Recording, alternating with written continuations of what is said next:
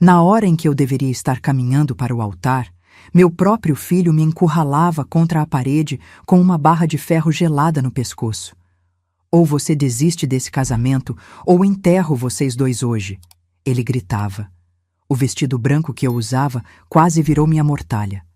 Boa tarde, meus queridos. Que bênção poder conversar com vocês hoje. Me chamo Idalina Florentina das Graças. Tenho 72 anos bem vividos e moro aqui nessa cidadezinha pacata de Venturosa, no interior de Pernambuco. Nasci aqui mesmo, nesse cantinho do agreste pernambucano, e depois de muitas voltas pela vida, acabei voltando para fincar raiz de vez onde tudo começou. Hoje, meu maior prazer é passar as tardes na varanda da minha casinha, observando as pessoas que passam, tentando adivinhar suas histórias. Montei um cantinho especial ali, com uma cadeira de balanço que era da minha mãe, e é de lá que vejo o mundo passar. A vista dá para o centrinho da cidade, onde posso acompanhar o movimento da praça e cumprimentar os conhecidos que passam. Sempre tenho um cafezinho coado na hora e biscoitos de nata caseiros para quem aparecer. Sabe, eu sempre tive esse dom de entender as pessoas só de olhar para elas. É como se eu pudesse ler o que não está dito, sabe? Às vezes, alguém passa sorrindo, mas eu consigo ver a tristeza escondida nos olhos. Outras vezes, vejo um casal brigando na praça e já sei que vão fazer as pazes antes de chegar em casa. Acho que foi depois de tudo que passei na vida que desenvolvi essa sensibilidade. À noitinha, gosto de assistir meus filmes antigos. Tenho uma coleção de DVDs que meus netos vivem dizendo que é coisa do passado, mas para mim, cada filme desses guarda um pedacinho da vida. Gosto especialmente dos romances e dramas que mostram como as relações humanas são complicadas. Talvez porque minha própria vida daria um filme e tanto, não é mesmo? Minha casa é meu maior orgulho. Pequena, mas impecável, com cada coisinha no seu lugar. As paredes são pintadas de azul claro, cor que acalma a alma, e tenho vasinhos de plantas por toda parte. Diz que é mania de velha, mas eu gosto de ver as coisas vivas ao meu redor. Cada cantinho tem um toque especial. As cortinas que eu mesma costurei, os retratos de família em porta-retratos antigos, a coleção de santos na estante. Manter tudo em ordem me dá uma sensação de que, pelo menos aqui, posso controlar as coisas. E vocês, meus queridos e minhas queridas, que estão me assistindo agora, me contem aqui nos comentários. De qual cidadezinha vocês estão me vendo? E em que horinha do dia encontraram essa vovó aqui falando? Estão tomando um cafezinho de manhã, um chazinho depois do almoço, ou já estão de pijama se preparando para dormir? Eu fico imaginando vocês do outro lado, como se fossem visitas na minha varanda, e isso me aquece o coração.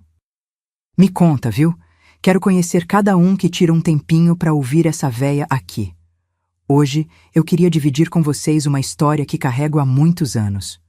Uma história sobre escolhas, sobre confiar nas pessoas erradas e sobre como, às vezes, a salvação vem das mãos de quem menos esperamos. Não é fácil falar disso, mesmo depois de tanto tempo, mas talvez minha experiência possa ajudar alguém que esteja passando por algo parecido. Tudo começou quando eu fiquei viúva, ainda com um filho pequeno para criar, e anos depois, quando já estava com meus cabelos grisalhos, pensei ter encontrado uma segunda chance para o amor. Nasci aqui em Venturosa, num dia de feira, como dizia minha mãe, Severina Josefina das Graças. Uma mulher forte, dessas que acordava antes do sol e dormia depois de todos na casa. Papai se chamava Oriosvaldo Feitosa das Graças, um homem de poucas palavras, mas muitos gestos de carinho. Ele trabalhava na roça, tinha um pedacinho de terra onde plantava feijão, milho e macaxeira. Às vezes, quando a chuva era boa, conseguíamos até vender um pouco na feira da cidade. Nossa casa era simples, de taipa e telhado de barro, no finalzinho da Rua das Flores. Tinha só 2 quartos pequenos, um para meus pais e outro onde dormíamos nós, os 5 filhos. Eu era a do meio, com 2 irmãs mais velhas, Marinete e Josefa, e 2 irmãos mais novos, Claudionor e Arlindo. Ah, como sinto saudade deles! Hoje só resta eu e Arlindo, que mora em Garanhuns e vem me visitar nas festas de fim de ano. O chão era de terra batida, que mamãe varria todos os dias com uma vassoura de palha que ela mesma fazia.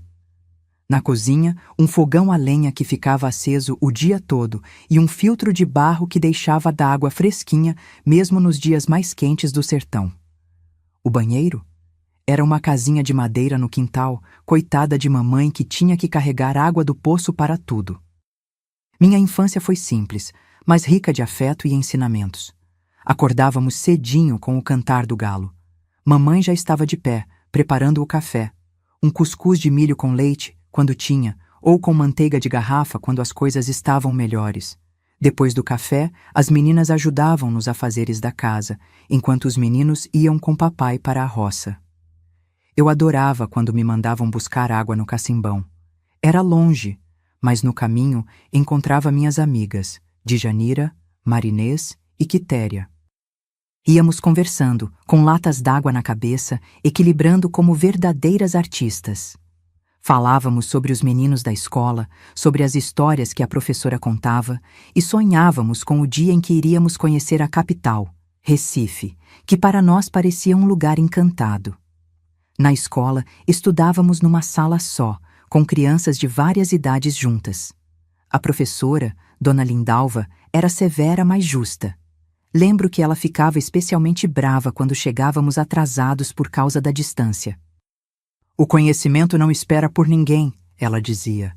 Foi ela quem me ensinou as primeiras letras e me incentivou a continuar estudando, mesmo quando papai achava que menina não precisava de muito estudo. As brincadeiras daquela época eram simples. Peão, bila, que vocês chamam de bolinha de gude. Amarelinha, esconde-esconde no quintal cheio de árvores frutíferas. Tinha um pé de goiaba que era meu esconderijo preferido. Eu subia lá em cima e ficava quietinha, comendo as frutas enquanto os outros me procuravam. À noite, sentávamos na calçada para ouvir as histórias que os mais velhos contavam. Casos de assombração, do lobisomem que diziam aparecer nas noites de lua cheia, da comadre Fulozinha que protegia as matas. A vida era dura, mas a gente não percebia tanto porque era assim para todo mundo. Nas épocas de seca, passávamos dificuldade. Papai tinha que ir trabalhar em terras mais distantes, às vezes ficava semanas fora. Mamãe chorava escondido, mas na nossa frente sempre mantinha a força. Deus é bom e não desampara seus filhos, ela repetia como um mantra. Foi nessa época que eu comecei a desenvolver esse jeito de observar as pessoas. Criança presta atenção em tudo, não é? Eu via quando mamãe disfarçava a tristeza, notava quando papai voltava cansado demais até para conversar. Percebia os olhares entre os adultos quando acontecia alguma coisa ruim na vizinhança. Acho que foi assim que aprendi a ler nos olhos das pessoas o que a boca não dizia. Aos 12 anos, conheci Aureliano, um menino novo que chegou na escola. Era filho de um comerciante que veio de Caruaru tentar a sorte em Venturosa. Um menino diferente, de olhar doce e jeito educado. As outras meninas cochichavam, mas eu ficava calada, só observando. Um dia, ele me ofereceu um pedaço do bolo que trazia na marmita. Foi o começo de uma amizade que, anos depois, se transformaria em algo mais. Naquele tempo, já sonhava em ser professora como Dona Lindalva. Queria ensinar as crianças, mostrar para elas que existia um mundo maior além daquelas terras secas. Mamãe me apoiava no que podia. Às escondidas de papai, ela guardava uns trocados para comprar caderno e lápis para mim. Minha filha vai ser alguém na vida, ela dizia para a comadre dela. As festas da cidade eram os momentos mais esperados do ano. A festa de São João, com a fogueira alta, o forró tocando a noite toda e as comidas típicas, pamonha, canjica, milho assado. E a festa da padroeira, Nossa Senhora das Graças, em novembro, quando o pessoal de todas as cidades vizinhas vinha e a pracinha ficava cheia. Era quando víamos roupas diferentes, penteados novos e sonhávamos com uma vida menos dura. Quando completei 15 anos, papai permitiu que eu fosse ao baile da festa da padroeira. Usei um vestido costurado por mamãe, feito de um tecido que minha madrinha trouxe de Recife, azul clarinho, com uma faixa na cintura. Me sentia uma princesa. Foi nessa festa que dancei pela primeira vez com Aureliano, já um rapaz de 17 anos. Ele tinha crescido bonito, trabalhava com o pai na mercearia e tinha planos de estudar contabilidade. A vida seguia seu curso natural em Venturosa. Terminei os estudos que eram possíveis ali. Comecei a ajudar Dona Lindalva com as crianças menores. Aos 18 anos, me noivei com Aureliano. Mamãe chorou de alegria, papai fez cara de bravo, mas no fundo estava orgulhoso. Planejávamos nos casar quando ele voltasse de Recife, onde iria estudar por 2 anos. Mas o destino tinha outros planos para nós. Em 1972, uma seca terrível castigou nossa região. As plantações morreram, os animais definharam e muita gente teve que partir. Papai adoeceu, o trabalho pesado de uma vida inteira finalmente cobrando seu preço. Mamãe gastou o pouco que tínhamos guardado com remédios. Aureliano teve que adiar os estudos para ajudar a família, e eu comecei a trabalhar na casa do prefeito, como empregada doméstica. Foi então que conheci Nivaldo, um rapaz de Arco Verde que tinha vindo trabalhar como motorista do prefeito. Alto, falante, cheio de histórias sobre a capital e outros lugares que tinha conhecido. Ele me tratava diferente das outras empregadas, sempre gentil, sempre com um elogio na ponta da língua. Aureliano notou a mudança no meu jeito, as conversas que eu tinha com Nivaldo. Ciúmes deram lugar a discussões a um afastamento. E foi assim que, sem perceber, fui me afastando do meu primeiro amor e me aproximando de quem se tornaria meu marido e pai do meu único filho. Uma escolha que, anos mais tarde, eu entenderia ter sido só o começo de uma longa história de decisões que mudariam minha vida para sempre. Minha infância foi simples, mas rica de afeto e ensinamentos. Acordávamos cedinho com o cantar do galo. Mamãe já estava de pé, preparando o café. Um cuscuz de milho com leite, quando tinha, ou com manteiga de garrafa, quando as coisas estavam melhores. Depois do café, as meninas ajudavam nos afazeres da casa, enquanto os meninos iam com papai para a roça. Eu adorava quando me mandavam buscar água no cacimbão. Era longe, mas no caminho encontrava minhas amigas, Janira, Marinês e Quitéria. Íamos conversando, com latas d'água na cabeça, equilibrando como verdadeiras artistas.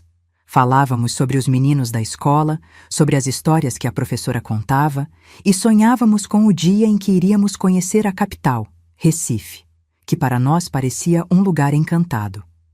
Na escola, estudávamos numa sala só, com crianças de várias idades juntas. A professora, Dona Lindalva, era severa, mas justa. Lembro que ela ficava especialmente brava quando chegávamos atrasados por causa da distância. O conhecimento não espera por ninguém, ela dizia. Foi ela quem me ensinou as primeiras letras e me incentivou a continuar estudando, mesmo quando papai achava que menina não precisava de muito estudo. As brincadeiras daquela época eram simples: peão, bila, que vocês chamam de bolinha de gude, amarelinha, esconde-esconde no quintal cheio de árvores frutíferas. Tinha um pé de goiaba que era meu esconderijo preferido. Eu subia lá em cima e ficava quietinha, comendo as frutas enquanto os outros me procuravam. À noite, sentávamos na calçada para ouvir as histórias que os mais velhos contavam. Casos de assombração, do lobisomem que diziam aparecer nas noites de lua cheia, da comadre fulozinha que protegia as matas. A vida era dura, mas a gente não percebia tanto porque era assim para todo mundo. Nas épocas de seca, passávamos dificuldade. Papai tinha que ir trabalhar em terras mais distantes, às vezes ficava semanas fora. Mamãe chorava escondido, mas na nossa frente sempre mantinha a força. Deus é bom e não desampara seus filhos, ela repetia como um mantra. Foi nessa época que eu comecei a desenvolver esse jeito de observar as pessoas. Criança presta atenção em tudo, não é? Eu via quando mamãe disfarçava a tristeza, notava quando papai voltava cansado demais até para conversar. Percebia os olhares entre os adultos quando acontecia alguma coisa ruim na vizinhança. Acho que foi assim que aprendi a ler nos olhos das pessoas o que a boca não dizia. Aos 12 anos, conheci Aureliano, um menino novo que chegou na escola. era filho de um comerciante que veio de Caruaru tentar a sorte em Venturosa. Um menino diferente, de olhar doce e jeito educado. As outras meninas cochichavam, mas eu ficava calada, só observando. Um dia, ele me ofereceu um pedaço do bolo que trazia na marmita. Foi o começo de uma amizade que, anos depois, se transformaria em algo mais.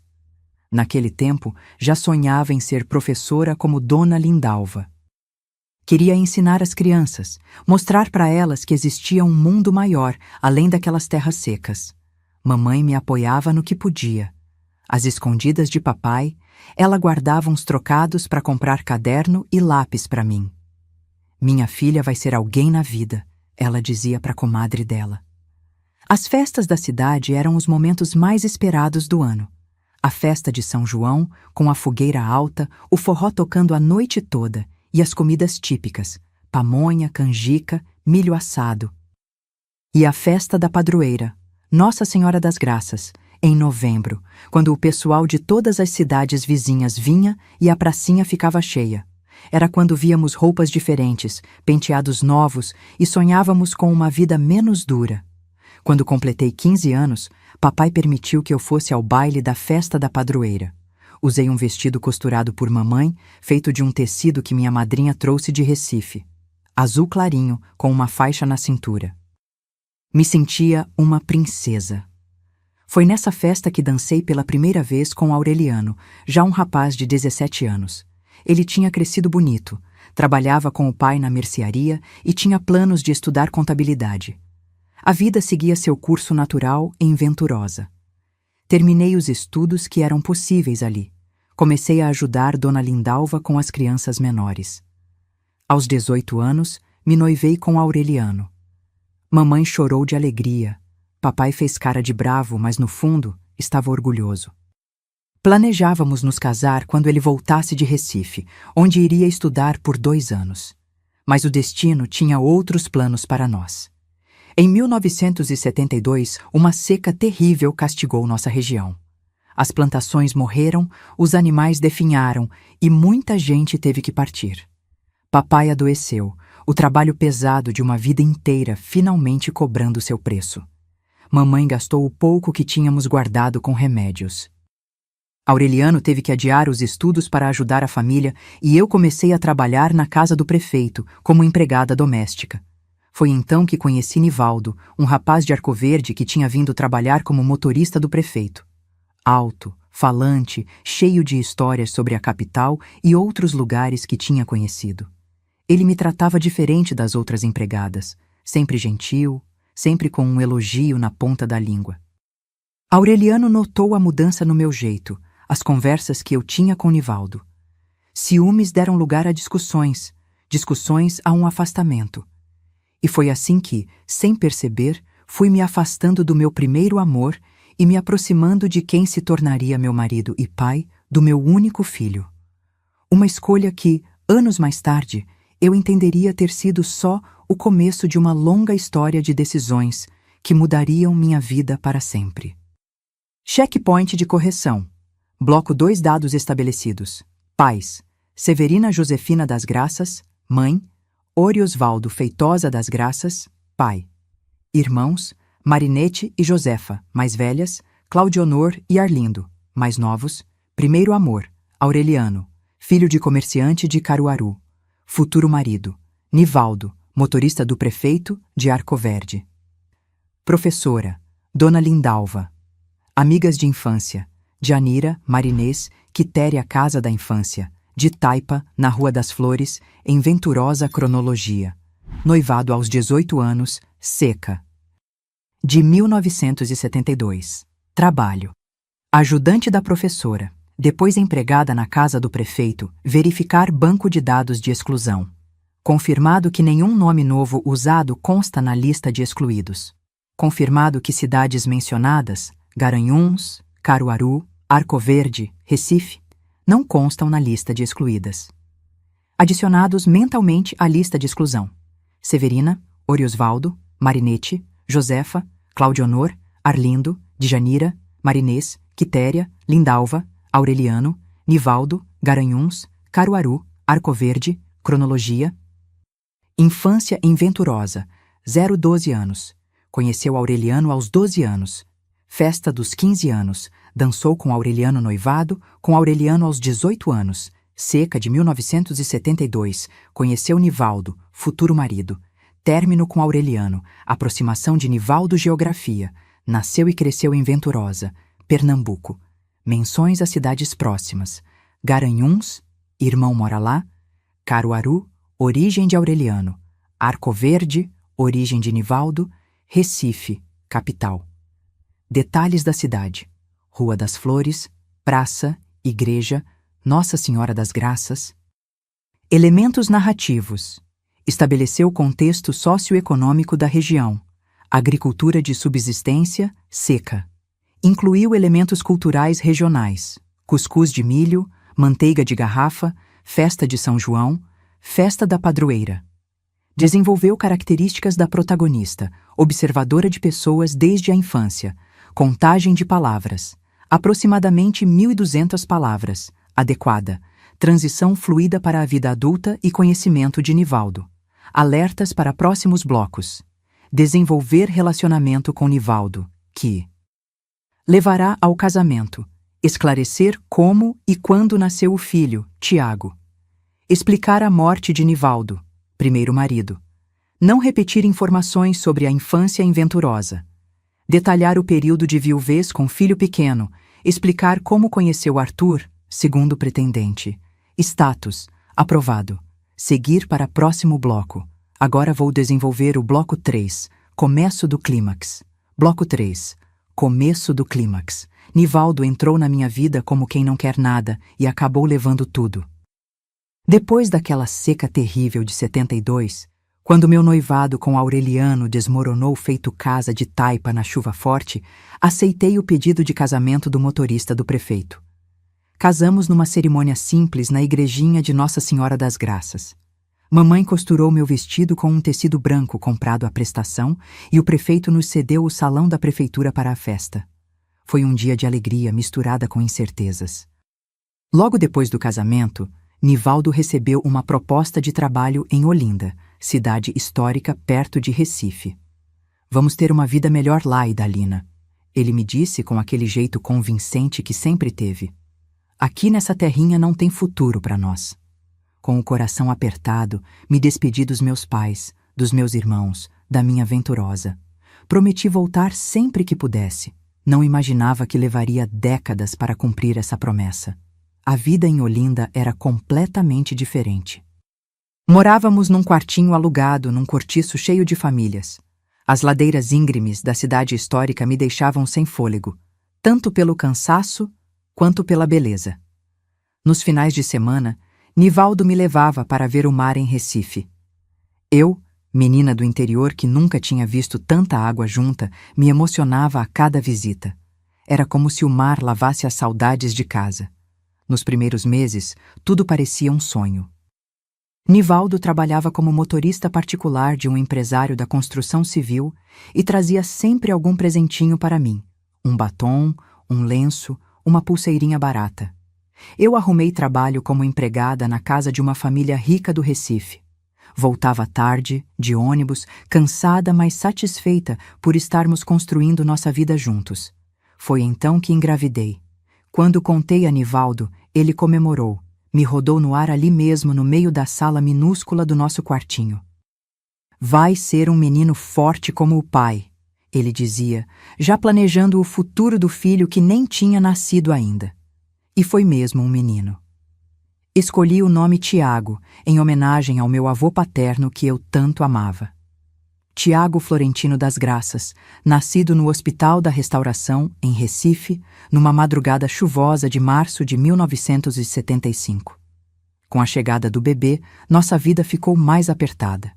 Tive que deixar o trabalho por uns meses e o salário de Nivaldo mal dava para o aluguel e a comida. Foi nessa época que notei as primeiras mudanças nele.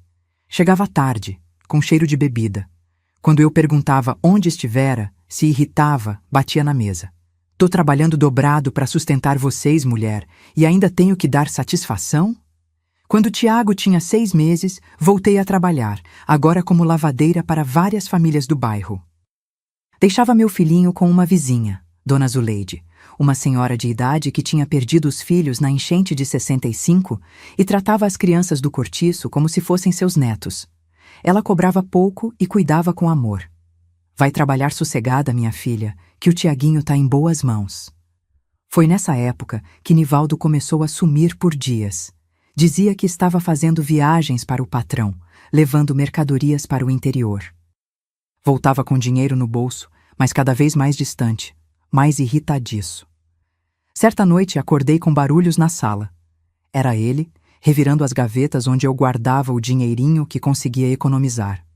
Quando perguntei o que estava fazendo, ele me empurrou com força contra a parede. Cala essa boca, mulher. O dinheiro é meu, eu que sustento essa casa. Foi o primeiro empurrão de muitos que viriam.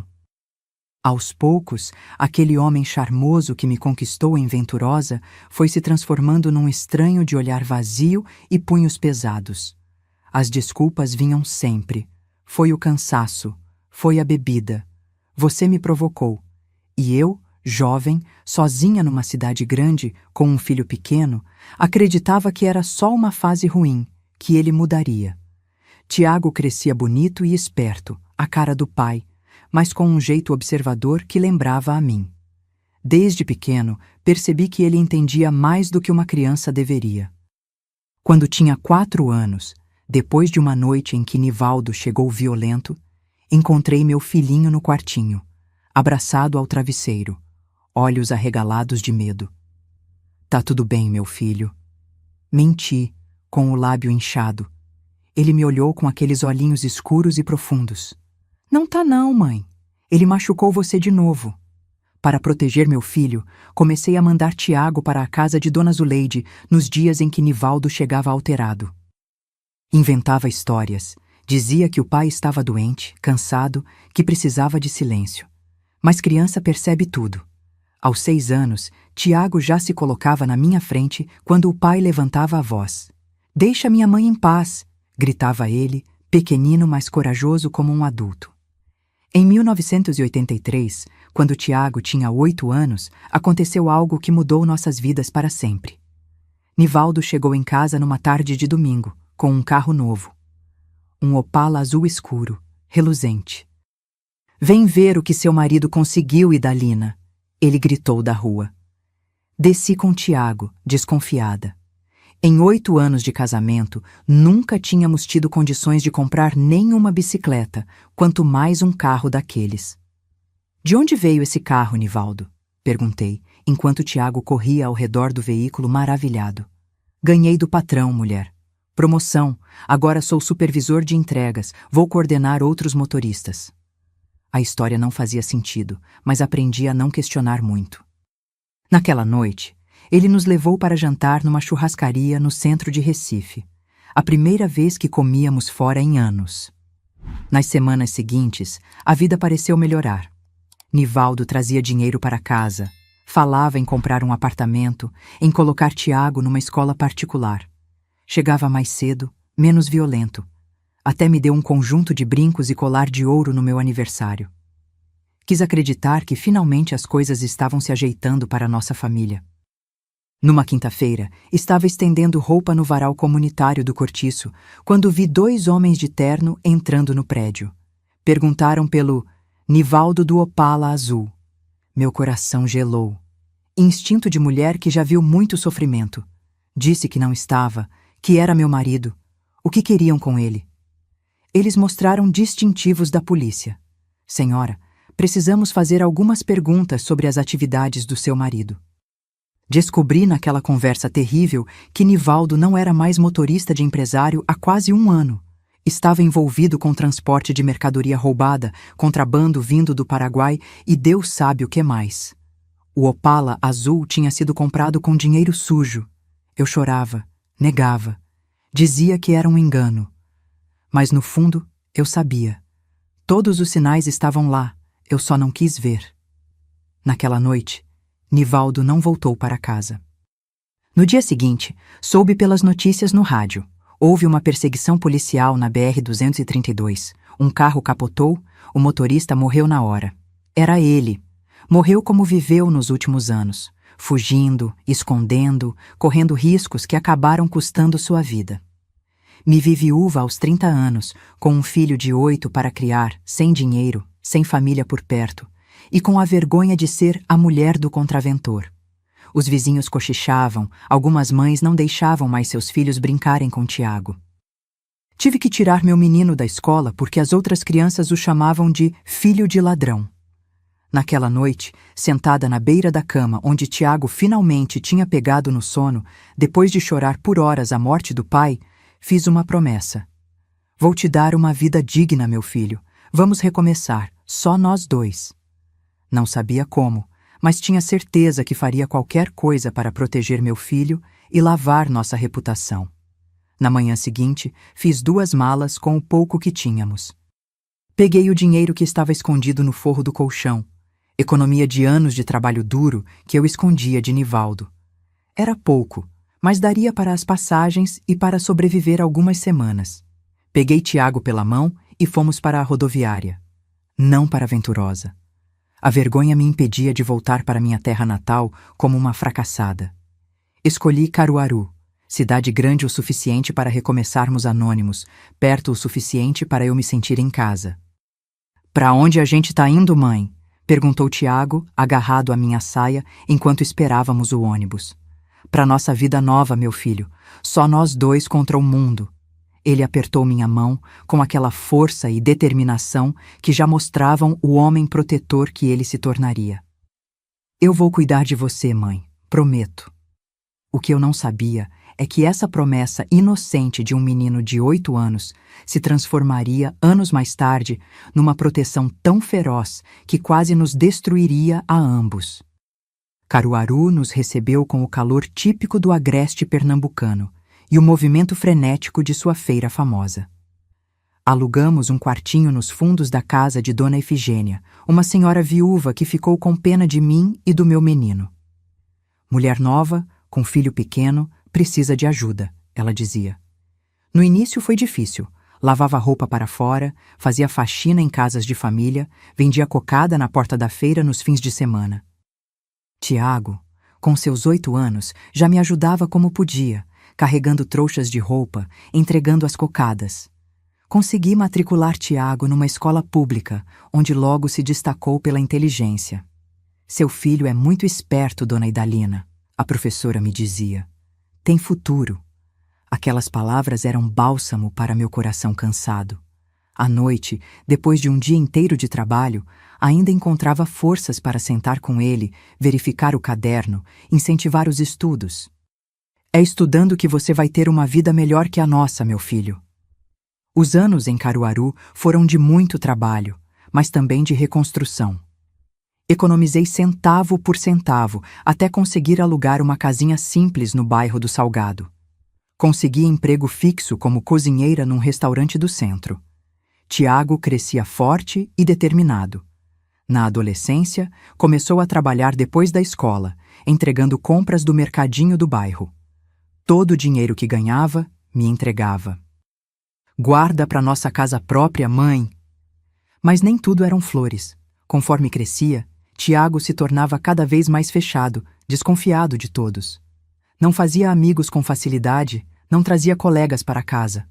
Quando tentei ter um ou outro namorado, ele fazia questão de espantar os pretendentes. "Nenhum desses caras presta, mãe. São todos como meu pai." E o mais difícil era que, no fundo, eu mesma tinha medo de me envolver de novo. As marcas que Nivaldo deixou não eram apenas no corpo, mas na alma. Quando Tiago completou 18 anos, em 1993, conseguiu uma vaga no Banco do Brasil através de concurso. Foi uma alegria imensa. Meu filho, funcionário público, com salário bom, plano de saúde, estabilidade. Tudo o que eu sonhei para ele. Naquele dia, chorei de felicidade. "Viu só, meu filho, valeu a pena todo o sacrifício." Com o emprego estável de Tiago e meu trabalho no restaurante, finalmente conseguimos comprar uma casinha própria, pequena mas nossa, no bairro do São Francisco. Tiago fazia questão de cuidar de tudo para mim. A senhora já trabalhou demais, mãe. Agora é minha vez de retribuir. Aos poucos, fui deixando que ele assumisse o controle das contas, das decisões. Era mais fácil assim, e eu estava cansada de ser o esteio da família. O tempo foi passando, e Tiago, já um homem de quase 30 anos, continuava solteiro, vivendo comigo. Quando eu tocava no assunto de namorada, casamento, ele desconversava. Já tenho você para cuidar, mãe. Não preciso de mais ninguém. Aquilo começou a me preocupar. Um filho tão apegado não era natural. Eu queria que ele tivesse sua própria família, sua própria vida, mas ao mesmo tempo me sentia segura com ele por perto. Em 2005, uma oportunidade surgiu no banco onde Tiago trabalhava. Uma transferência para Rio Verde, no Goiás. O salário seria melhor, as condições de trabalho também. Vou recusar, mãe. Não vou te deixar aqui sozinha. Pela primeira vez em muito tempo, bati o pé. Você vai sim, Tiago. É uma chance de crescer na carreira. Eu fico bem aqui, já estou acostumada com Caruaru. Após muita insistência, ele aceitou a transferência, mas com uma condição. Eu iria com ele. Vendemos nossa casinha em Caruaru e nos mudamos para Rio Verde, uma cidade diferente, longe de tudo que conhecíamos, mas com oportunidades novas. Tiago rapidamente se adaptou ao trabalho, eu nem tanto à cidade. Sentia falta de Pernambuco, do sotaque, da comida, das pessoas. Foi em Rio Verde, em 2010, quando eu já estava com 58 anos e Tiago com 35, que conheci Arthur Mendonça. Ele era cliente do banco onde Tiago trabalhava, um empresário do ramo de grãos, viúvo, cerca de 10 anos mais velho que eu. Começou com um bom dia na fila do supermercado, depois um café no domingo após a missa, e logo estávamos nos encontrando regularmente. Arthur era diferente de todos os homens que conheci. Gentil sem parecer falso, atencioso sem ser sufocante. Me tratava como uma rainha. Me levava para conhecer lugares que nunca imaginei visitar. Pela primeira vez em décadas, me senti novamente uma mulher, não apenas uma mãe. Floresci como as plantas do cerrado depois da chuva. Quando contei a Tiago sobre Arthur, vi seu rosto mudar. Foi como se uma nuvem escura passasse por seus olhos. Quem é esse velho? O que ele quer com a senhora? A cada pergunta, sua voz ficava mais alterada. Tentei acalmá-lo, explicar que era apenas uma amizade, mas no fundo eu sabia que já era mais que isso. E Tiago também sabia. As semanas seguintes foram tensas. Tiago investigou a vida de Arthur por conta própria, procurou informações no banco, questionou conhecidos. Ele tem algo a esconder, mãe. Ninguém é tão perfeito assim. Quando eu saía com Arthur, Tiago ligava várias vezes. Inventava emergências para me fazer voltar para casa. 6 meses depois de conhecer Arthur, ele me pediu em casamento. Foi num jantar simples, na casa dele, sem grandes gestos, apenas palavras sinceras. Idalina, a vida me deu uma segunda chance com você. Não quero perder mais tempo. Quer ser minha esposa? Meu coração quase saiu pela boca. Aos 59 anos, eu não esperava me casar novamente, ter mais uma chance de amar e ser amada. Quando cheguei em casa naquela noite, encontrei Tiago me esperando na sala, o rosto tenso. O que aquele velho queria com a senhora até essa hora? Respirei fundo e contei sobre o pedido de casamento.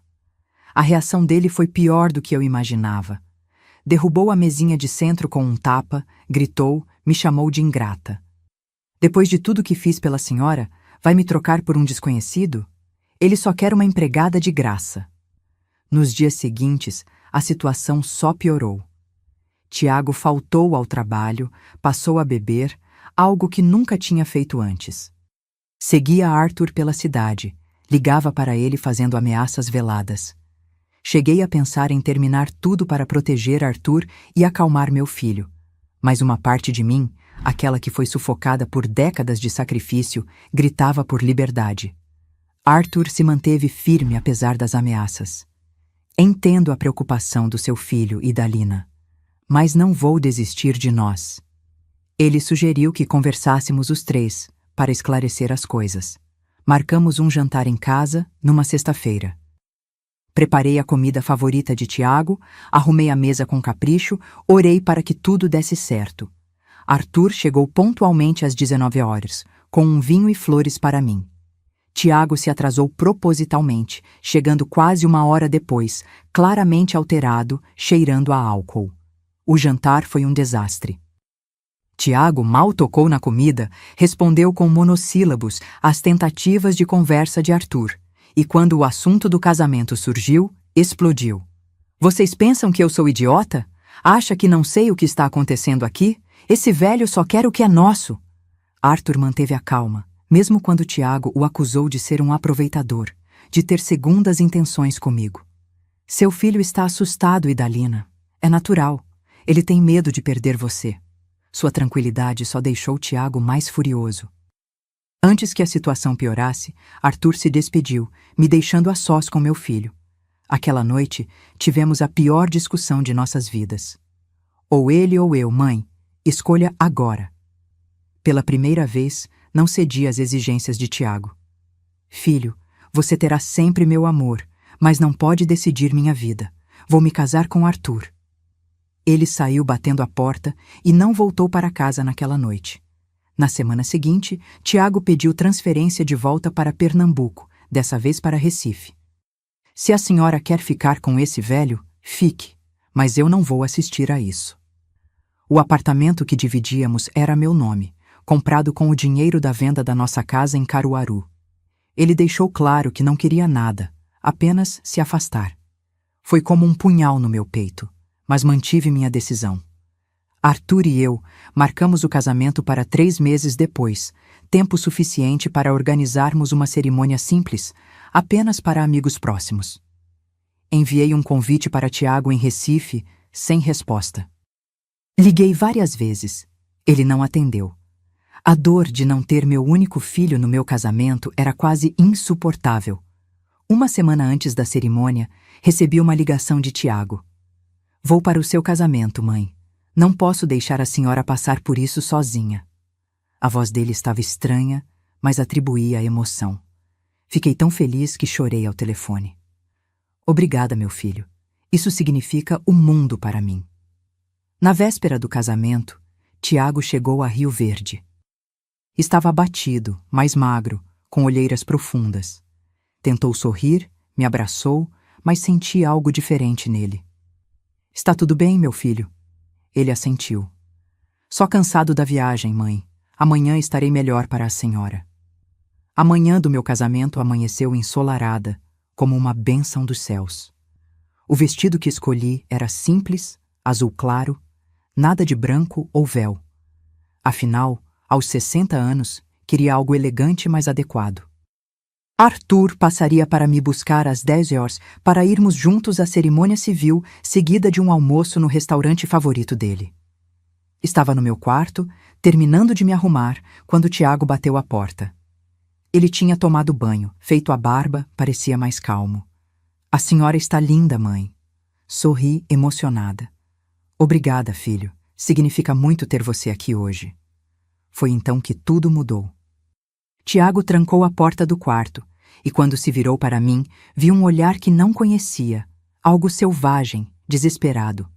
Na mão, carregava uma barra de ferro que tinha arrancado da cortina do banheiro. Não vai haver casamento nenhum, mãe. Não vou deixar aquele velho levar você de mim. Tentei acalmá-lo, dizer que ninguém estava me levando, que sempre seria mãe dele. Mas Tiago não ouvia mais. Todos esses anos cuidando da senhora, protegendo, e é assim que me retribui? Se casando com um estranho? Ele encostou a barra de ferro na parede, perto do meu rosto, me encurralando. Ou você desiste desse casamento agora, ou saio daqui e acabo com vocês dois. Meu coração disparou. O menino que jurou me proteger agora me ameaçava. O filho que eu criei com tanto amor agora me olhava com ódio. Naquele momento, entendi que havia criado não um protetor, mas um carcereiro. Por anos, permiti que Tiago controlasse minha vida, minhas decisões. Tudo em nome do amor maternal. Agora, era prisioneira desse amor distorcido. Você não entende, mãe? Aquele homem não é quem diz ser. Tiago gritava, pressionando a barra de ferro contra a parede. tão perto que eu sentia o metal frio quase tocar meu pescoço. O carregamento que ele está esperando no porto não é de soja. Aquela frase, dita no meio da loucura de Tiago, acendeu algo em minha mente. Do que você está falando, filho? Ele continuou, as palavras saindo descontroladas. Investigei ele, mãe. Documentos falsos, reuniões estranhas, contatos no exterior. Esse tal de Arthur não é empresário de grãos coisa nenhuma. Naquele momento terrível, encurralada pelo meu próprio filho, uma clareza tomou conta de mim.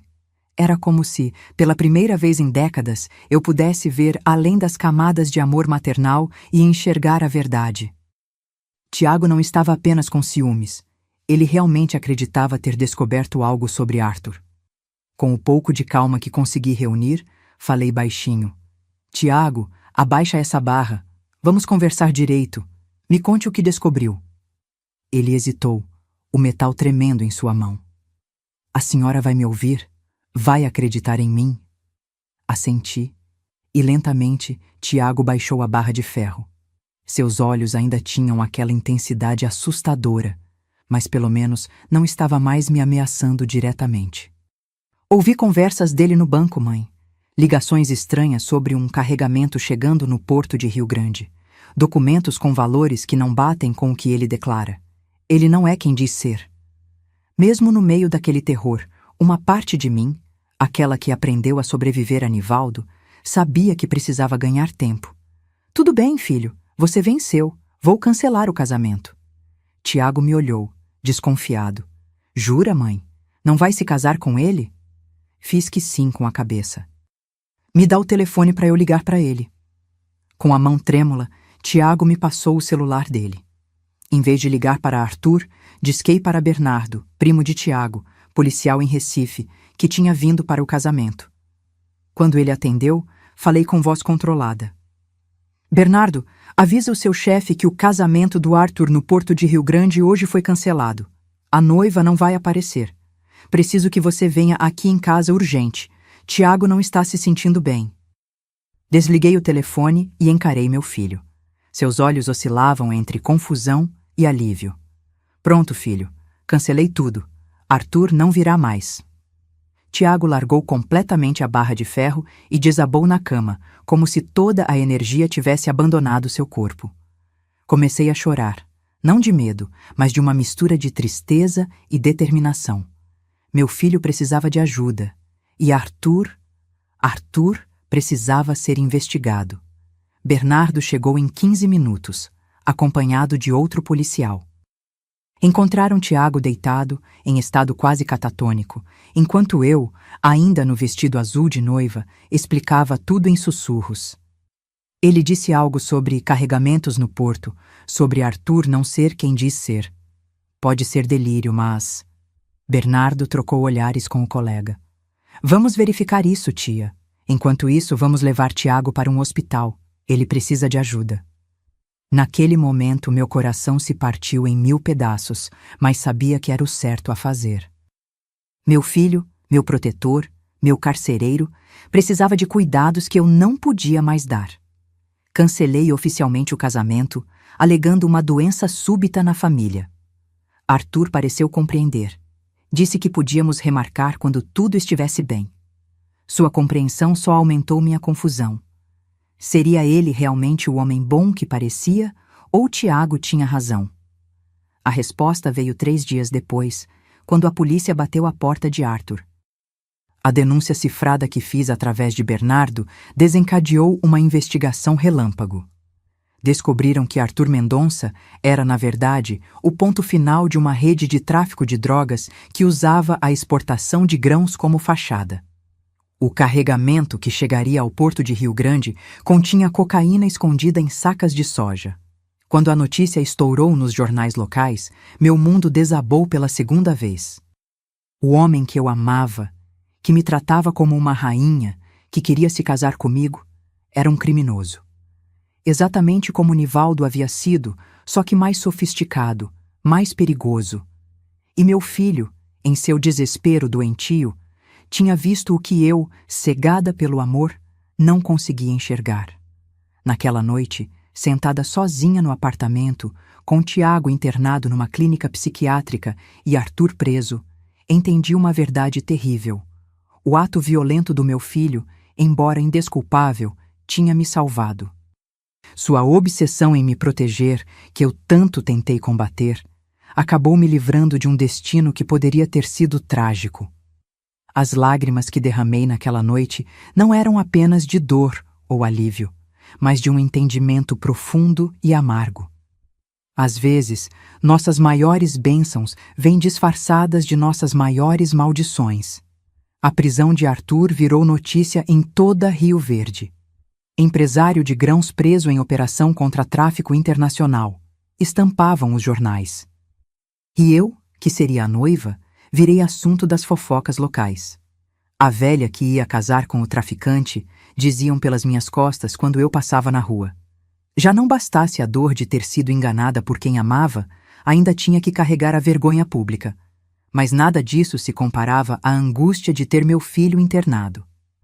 Tiago estava numa clínica psiquiátrica em Goiânia, diagnosticado com transtorno obsessivo e surto psicótico. Os médicos explicaram que ele desenvolveu uma fixação doentia em me proteger, provavelmente desencadeada pelos traumas de infância ao testemunhar a violência do pai. É como se ele tivesse assumido o papel de guardião da senhora, mas de forma extrema e distorcida, explicou o psiquiatra. Visitava meu filho 3 vezes por semana, pegando o ônibus até Goiânia, numa viagem cansativa de quase 2 horas. Cada visita era um misto de esperança e desespero. Alguns dias, Tiago parecia melhor, mais lúcido. Em outros, mal me reconhecia, perdido em seus medos e teorias conspiratórias. Ele vai voltar, mãe. Vai mandar alguém atrás da gente, murmurava, olhando para os cantos, como se visse inimigos invisíveis. Numa dessas visitas, cerca de 1 mês após a internação, aconteceu o que considero o verdadeiro ponto de ruptura da nossa história. Cheguei à clínica numa tarde chuvosa de domingo, carregando uma sacola com as roupas lavadas de Tiago e os biscoitos de polvilho que ele tanto gostava. A enfermeira me recebeu com um sorriso triste. Dona Idalina, hoje não está sendo um bom dia para ele. Encontrei meu filho sentado numa cadeira junto à janela, observando a chuva cair. Parecia mais magro, com a barba por fazer, olhos fundos. Quando me aproximei, ele não se virou. Filho, trouxe suas coisas limpinhas e uns biscoitos. Coloquei a mão em seu ombro e foi então que ele se virou. Havia algo em seus olhos que me gelou. Não era raiva nem confusão, mas uma lucidez assustadora. Por que a senhora ainda vem me ver depois do que fiz? A pergunta saiu como um sussurro dolorido. Sentei-me na cadeira ao lado dele. Você é meu filho, Tiago. Eu te amo, não importa o que aconteça. Ele balançou a cabeça, as lágrimas começando a escorrer. Eu machuquei a senhora, ameacei com uma barra de ferro. Sua voz falhou. Sou igualzinho a ele, igualzinho ao meu pai. Foi como se um raio tivesse caído entre nós. A comparação com Nivaldo atingiu Tiago e a mim como um golpe físico. Meu filho, que passou a vida inteira tentando ser o oposto do pai violento, havia se tornado justamente aquilo que mais odiava. Não diga isso, meu filho. Você não é como seu pai. As palavras saíram automáticas, mas mesmo enquanto as dizia, imagens do passado voltavam. Nivaldo me encurralando contra a parede, Tiago fazendo o mesmo com a barra de ferro. Sou sim, mãe. Vi nos seus olhos naquele dia o mesmo medo que a senhora tinha dele. Tiago cobriu o rosto com as mãos, soluçando agora. Passei minha vida inteira jurando te proteger dos homens como meu pai, e acabei me tornando um deles. Naquele momento, algo se rompeu dentro de mim. A ilusão que eu alimentei por décadas de que a proteção obsessiva de Tiago era apenas amor, desmoronou completamente. Não era amor, era posse, controle, medo de abandono. E eu tinha permitido isso, incentivado até, porque também tinha medo de ficar sozinha. Tiago, olha para mim. Puxei suas mãos para longe do rosto. Vamos falar a verdade, de uma vez por todas. Eu permiti que você controlasse minha vida. Deixei você afastar as pessoas de mim, decidir onde eu morava, como vivia. Porque era mais fácil assim, porque também tinha medo. Ele me encarou, surpreso com minha franqueza repentina. E sim, naquele dia, você me lembrou seu pai. Não porque você é como ele, mas porque eu deixei acontecer de novo. Deixei outra pessoa me dizer como viver, por quem me apaixonar. Respirei fundo, sentindo uma força que não sabia que tinha. Mas a diferença, meu filho, é que seu pai nunca percebeu o mal que fazia. E você está aqui, sofrendo, porque percebeu. E o pior é que eu estava certo sobre ele, mãe. Arthur era mesmo um bandido. A voz de Tiago saiu amarga. Mesmo assim, o que eu fiz não tem perdão. Você estava certo sobre Arthur, sim. E isso salvou minha vida, provavelmente. Mas o jeito como fez... Parei, buscando as palavras certas. Não podemos continuar assim, Tiago. Essa obsessão em me proteger está destruindo nós dois. Foi então que ele disse as palavras que mudaram tudo. Acho que precisamos nos separar, mãe. Não posso ficar perto da senhora agora. Não confio em mim mesmo. O choque daquela frase foi como um golpe no estômago. Em toda a nossa vida, nunca havíamos realmente nos separado. Mesmo quando ele foi para Recife, sabia que era temporário, uma birra. Mas agora era diferente. Era um homem adulto reconhecendo que precisávamos de distância para nos curar. O médico disse que posso fazer o tratamento em outro lugar, continuou ele. Tem uma clínica em Campina Grande, na Paraíba. Mais perto de nossas raízes, mas longe o suficiente, da senhora e de tudo isso. Minhas lágrimas caíam sem controle agora. Se é o que você precisa, filho, é o que nós dois precisamos, mãe. A senhora nunca vai poder ser realmente livre comigo por perto. Ele segurou minhas mãos. Quero que volte para Venturosa, volte para casa, para perto dos seus. A casa que compramos em Caruaru ainda está alugada. Rende um dinheirinho e tenho economias no banco. Não posso aceitar seu dinheiro, filho. Pode sim. Eu devo isso à senhora. Uma chance de recomeçar longe de mim, da minha loucura.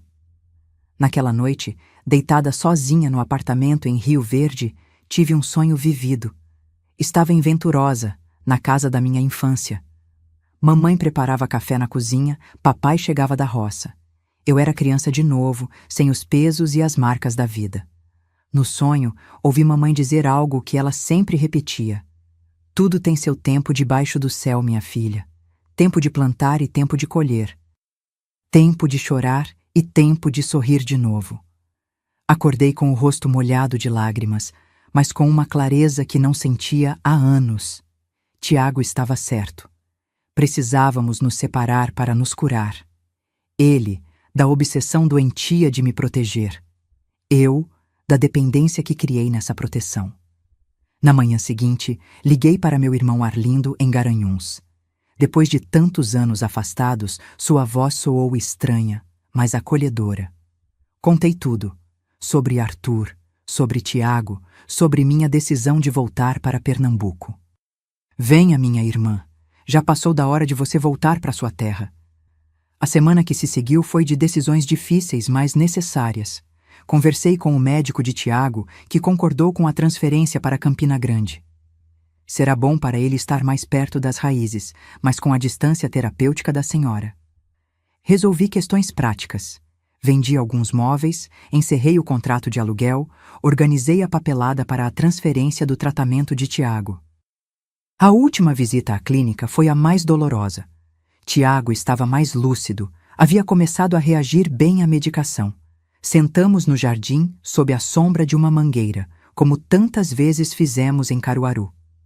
Mãe, antes da senhora ir, preciso falar uma coisa. Tiago parecia nervoso, as mãos inquietas no colo. Aquele dia, com a barra de ferro, eu realmente achei que estava te protegendo.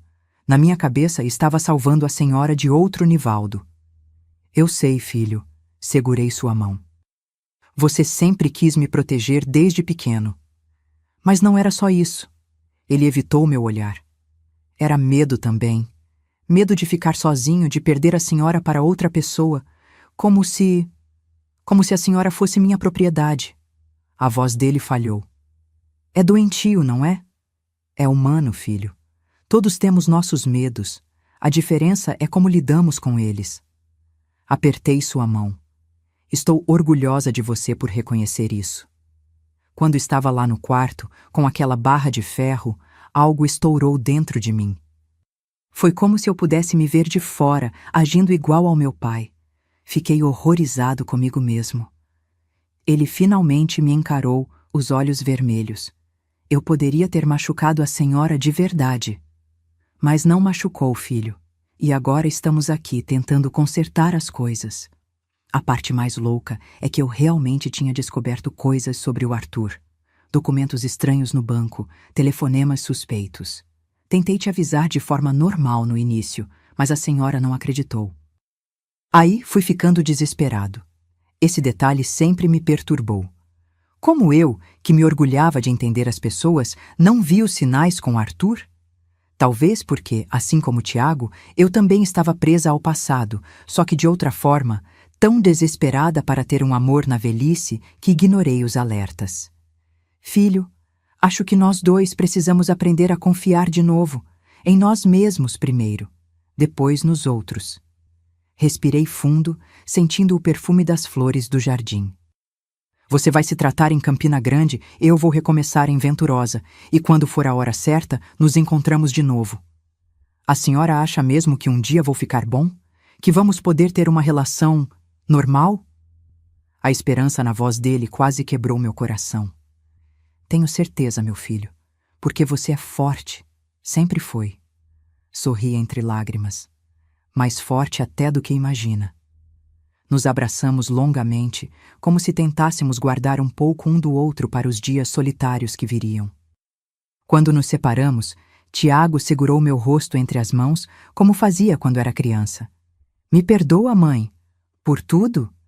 Só se você me perdoar também, por não ter percebido antes, por ter deixado chegar a esse ponto. Estamos quites, então. Ele sorriu de leve, o primeiro sorriso verdadeiro em meses. Quando me levantei para ir embora, Tiago segurou meu pulso por um momento. Mãe, quando a senhora chegar em Venturosa, planta um pé de pitanga no quintal para mim, como aquele que tinha na casa da vovó. Planto sim, filho. E quando você vier me visitar, já vai ter pitanga madura esperando por você.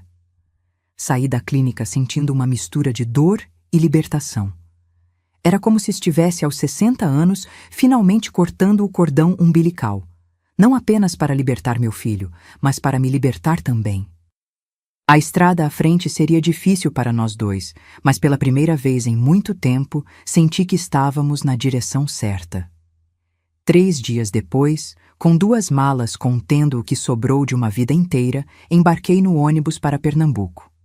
Enquanto o veículo deixava Goiás, olhei pela janela as vastidões do cerrado se estendendo até o horizonte. Tantas voltas que a vida dá. Saí de Venturosa menina, passei por Olinda, Recife, Caruaru, Rio Verde e agora, velha, voltava para onde tudo começou. Durante a longa viagem, tive tempo para pensar em tudo o que havia acontecido. Como uma mulher que sempre se orgulhou de ler, as pessoas não percebeu que estava criando um filho emocionalmente dependente. Como não viu sinais de que Arthur não era quem dizia ser? Talvez porque, no fundo, eu também estava presa em padrões doentios de relacionamento, repetindo com meu filho e com Arthur os mesmos erros que cometi com Nivaldo. Na terceira noite de viagem, o ônibus parou numa rodoviária do interior da Bahia. Desci para esticar as pernas e comprar um café. Estava na fila da lanchonete quando uma senhora idosa, provavelmente na casa dos 80 anos, aproximou-se de mim. A senhora está voltando para casa, não é? Ela sorriu, mostrando as falhas nos dentes. Surpresa com a abordagem, apenas assenti. Dá para ver nos olhos. Tem um brilho diferente quando a gente está voltando para o lugar de onde nunca deveria ter saído. Ela apertou meu braço gentilmente. Vai dar tudo certo, filha. A gente sempre pode começar de novo, não importa a idade. Aquelas palavras de uma completa estranha foram como um bálsamo. Retornei ao ônibus com uma sensação de paz que não sentia há muito tempo. Talvez fosse verdade. Talvez nunca seja tarde demais para recomeçar. Quando finalmente cheguei a Venturosa, após quase 4 dias de viagem, Arlindo estava me esperando na pequena rodoviária. Meu irmão, agora um senhor de cabelos brancos, abriu os braços para mim. Bem-vinda de volta, irmã. O abraço dele desencadeou algo profundo em mim, um soluço que vinha das entranhas, carregando décadas de dor, medo e arrependimento. Ali, no meio da rodoviária empoeirada, chorei como não chorava desde menina, nos braços do meu irmão mais novo. Chora, Idalina, lava essa alma. Arlindo me segurava firme, como se temesse que eu pudesse desabar. Agora você tá em casa. E estava mesmo. Venturosa não era mais a cidade pequena da minha infância. Havia crescido, modernizado em alguns aspectos, mas o céu ainda tinha aquele azul intenso que me encantava quando criança. O ar ainda carregava o cheiro de terra e mato que só o agreste tem. As pessoas ainda se cumprimentavam pelo nome nas ruas. Era como se um pedaço de mim, perdido há tanto tempo, finalmente voltasse ao lugar. Arlindo me levou para sua casa, onde sua esposa Zilda me recebeu com um abraço caloroso e um almoço farto. Feijão verde, carne de sol, macaxeira, todos os sabores da minha infância. Você fica aqui o tempo que precisar, cunhada, até decidir o que vai fazer. Mas eu já sabia o que queria fazer. Na manhã seguinte, pedi a Arlindo que me levasse para ver algumas casinhas de aluguel no centro da cidade. Encontramos uma, pequena mas arejada, perto da praça central. O aluguel era barato, adequado à minha aposentadoria somada ao rendimento da casa em Caruaru. Tem certeza que não quer ficar com a gente, irmã? Insistiu Arlindo. Tenho, meu irmão. Preciso do meu cantinho agora. Preciso aprender a viver sozinha, pela primeira vez na vida. Em uma semana, estava instalada na minha nova casa. Os móveis eram poucos. Uma cama, um guarda-roupa, uma mesa com 4 cadeiras, um sofá simples, mas cada peça foi escolhida por mim, colocada onde eu queria. Aquele espaço pequeno era o primeiro na vida que era verdadeiramente meu, não compartilhado com pai, marido ou filho.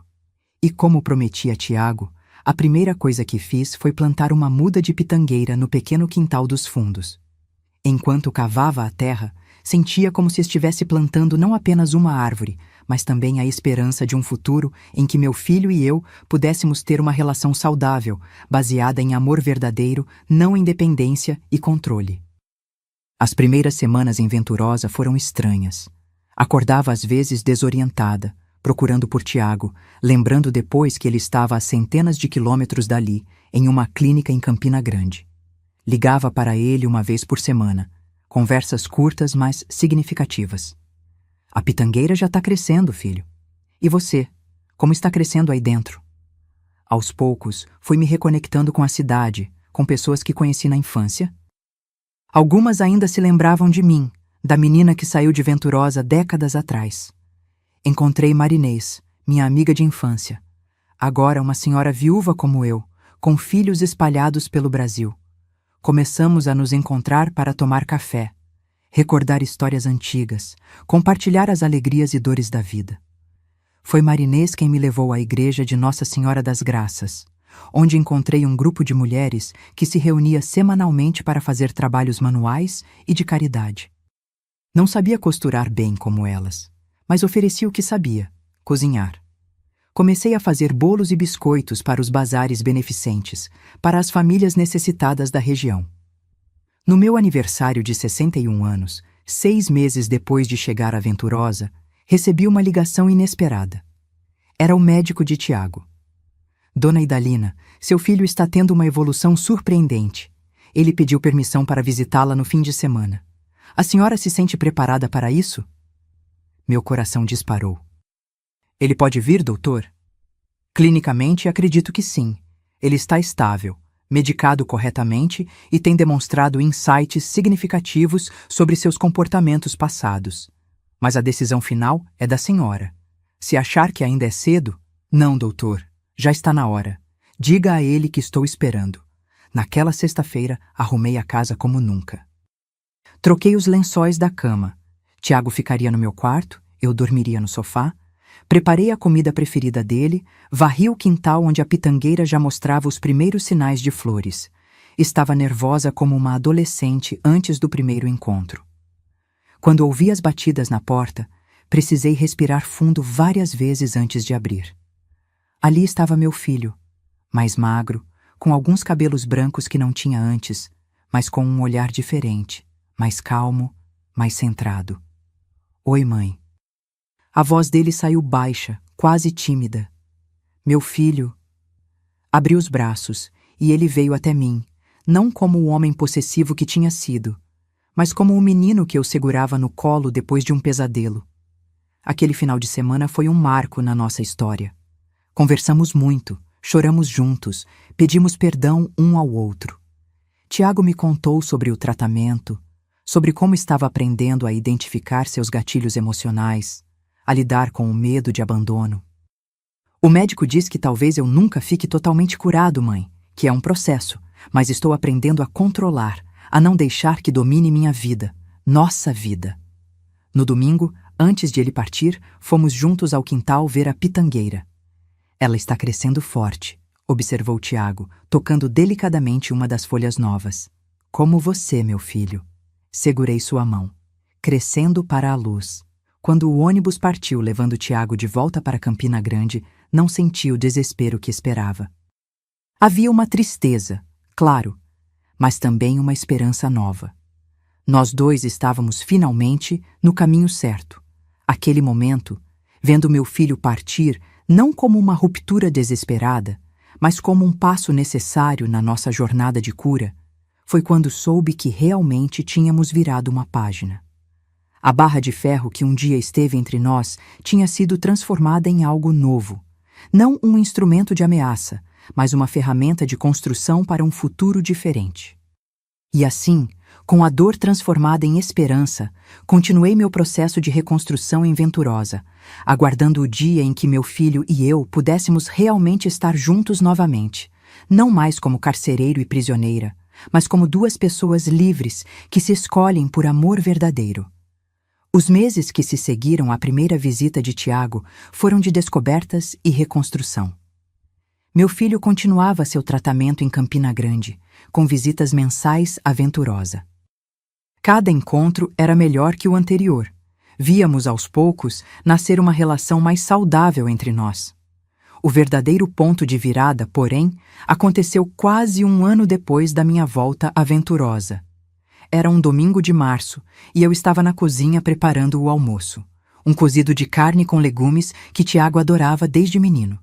Esperava por ele, que viria passar o fim de semana comigo, como já estava se tornando costume. Quando ouvi as batidas na porta, fui atender limpando as mãos no avental. Meu filho estava ali, com uma expressão diferente no rosto, mais leve, mais tranquila. E ao lado dele, uma moça jovem, bonita, de cabelos cacheados e sorriso tímido. Mãe, essa é Eduarda. Ela é assistente social na clínica onde faço tratamento. Olhei surpresa para a moça que estendeu a mão para mim. Muito prazer, dona Idalina. Tiago fala muito da senhora. Convidei os dois para entrar, tentando esconder minha surpresa. Tiago nunca tinha trazido ninguém em suas visitas. Na verdade, além de Nivaldo, não me lembrava de meu filho ter se envolvido seriamente com qualquer mulher. Sua obsessão em me proteger sempre ocupou todo o espaço na vida dele. Durante o almoço, observei como Tiago olhava para Eduarda. Havia carinho ali, respeito, talvez o começo de algo mais profundo. Eduarda me contou que era natural de João Pessoa, que trabalhava com pacientes em recuperação há 5 anos e que conheceu Tiago nos grupos terapêuticos da clínica. No início, era uma relação profissional, explicou ela com voz calma. Mas conforme Tiago evoluía no tratamento, começamos a conversar mais, a nos conhecer fora das sessões. Tiago, que antes controlava cada aspecto da minha vida amorosa, agora me apresentava alguém importante para ele. Era como se o universo tivesse virado de ponta cabeça, mas da maneira mais bonita possível. Depois do almoço, Enquanto Eduarda ajudava a lavar a louça, Tiago me chamou para ver a pitangueira no quintal. Tá crescendo bem, não é, mãe? Ele tocou uma das folhas verdes, sorrindo. Tá sim, filho. Como você. Olhei para a cozinha, onde Eduarda cantarolava baixinho enquanto secava os pratos. Ela parece ser uma moça muito boa. Tiago corou de leve como fazia quando menino. É sim. Ela me ajudou muito, mãe. Não só como profissional. Ela me ensinou a ver as coisas de outro jeito. Que jeito, filho? Que amar alguém não é controlar. É deixar ser livre, é respeitar o espaço do outro. Ele respirou fundo. Tudo que eu não fazia com a senhora. Aquelas palavras tocaram fundo em meu coração. Ver meu filho, que um dia me ameaçou com uma barra de ferro para impedir meu casamento, agora entendendo o verdadeiro significado do amor, era como um milagre acontecendo diante dos meus olhos. Mãe, tem mais uma coisa que quero contar. Tiago parecia nervoso. Fui aprovado num concurso para o Banco do Brasil aqui em Pernambuco. Vão me transferir para Caruaru depois que terminar o tratamento intensivo. Caruaru? Isso é maravilhoso, filho. Fica tão perto de Venturosa. Pois é. Vou poder visitar a senhora mais vezes. Ele hesitou por um momento. E Eduarda também conseguiu transferência para o CRAS de Caruaru. Nós estamos pensando em morar juntos. Aquela notícia, que em outros tempos teria me deixado com ciúmes ou medo de perder meu filho, agora me encheu de uma alegria genuína. Era a prova definitiva de que Tiago estava realmente se curando, construindo uma vida própria, independente da minha. Estou muito feliz por você, meu filho. De verdade. A senhora não fica chateada de eu morar com outra mulher longe daqui? Balancei a cabeça, sorrindo. Filho, tudo o que sempre quis foi te ver feliz. E agora, pela primeira vez, estou vendo você realmente feliz, não apenas preocupado comigo. Naquela noite, depois que Tiago e Eduarda foram embora, sentei-me na minha cadeira de balanço na varanda, contemplando as estrelas. Senti uma paz que não conhecia há muitos anos. Meu filho estava encontrando seu caminho, e eu, finalmente, estava encontrando o meu. 2 semanas depois, recebi uma visita inesperada. Era Bernardo, o primo policial de Tiago, que havia participado da operação que prendeu Arthur. Ele estava em Venturosa a trabalho e decidiu passar para me ver. Tia, trouxe uma notícia que achei que a senhora gostaria de saber. Ele sentou-se à mesa da cozinha, aceitando o café que ofereci. Arthur foi condenado a 15 anos de prisão. O julgamento acabou ontem. A menção ao nome de Arthur ainda me causava uma pontada no peito. Por mais que tentasse, não conseguia esquecer completamente o homem que quase se tornou meu marido, que me fez acreditar num amor que era apenas uma fachada para seus negócios escusos. E tem mais uma coisa. Bernardo hesitou. Durante as investigações, descobrimos que Arthur tinha um padrão. Ele se aproximava de mulheres mais velhas, viúvas ou solteiras, geralmente com algum patrimônio, e as usava como cobertura para suas operações. Então eu era apenas mais uma? A dor da revelação era intensa, mas de alguma forma também libertadora. Sim, tia, a senhora foi a quinta. Todas as outras perderam quase tudo que tinham. Bernardo segurou minha mão sobre a mesa. Se não fosse por Tiago... Bem, a senhora poderia estar na cadeia junto com Arthur, ou pior. Aquela revelação foi o fechamento de um ciclo para mim. O ato desesperado de Tiago, que na época vi como o auge de sua obsessão doentia, acabou sendo o que me salvou não apenas de um casamento infeliz, mas possivelmente da prisão ou da morte. Era uma ironia cruel que só agora eu conseguia compreender completamente. Obrigada por me contar, Bernardo. Acho que precisava ouvir isso para seguir em frente de vez. Depois que ele partiu, sentei-me no quintal, perto da pitangueira que já começava a dar os primeiros frutos. Peguei uma pitanga ainda verde, sentindo sua textura firme entre os dedos. Como aquela fruta, eu também estava em processo de amadurecimento, transformando-me lentamente. Na manhã seguinte, tomei uma decisão. peguei ônibus para Caruaru, onde fui até a casa que ainda mantínhamos alugada. Conversei com o advogado que cuidava do contrato e iniciei o processo para transferir o imóvel oficialmente para o nome de Tiago. Era meu presente para ele e Eduarda, para começarem a vida juntos. Quando voltei à Venturosa, encontrei Marinês me esperando na porta de casa, com uma expressão preocupada. Idalina, procurei você o dia todo. Onde estava a mulher? Em Caruaru, resolvendo uns assuntos. Por quê? Aconteceu alguma coisa?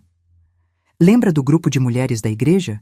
Estamos organizando um projeto novo, um centro de apoio para mulheres vítimas de violência aqui na cidade. A presidente do grupo indicou seu nome para coordenar.